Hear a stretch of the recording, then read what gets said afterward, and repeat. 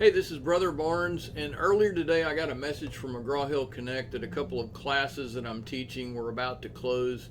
I went to Canvas and I clicked on McGraw-Hill Connect to try to make sure that the dates were good for me to end the class when it was supposed to end. And then to my horror, my crisis, I got this error message, 404 error, page not found.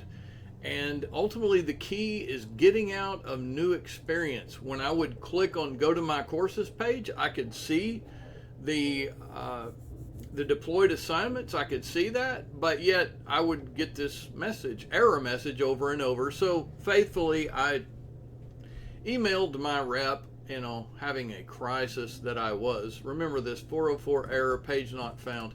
Anyhow, what was happening is whenever I went to McGraw-Hill Connect and then I go to my Connect section, it did not deploy all of my assignments, and I got the error message. And so, as you can imagine, I was kind of on the freak out with the first mini-term classes.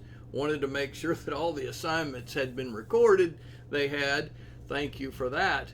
But this is actually my second summer term, and so the key is to get out of new experience. Don't do new experience. Get out of that.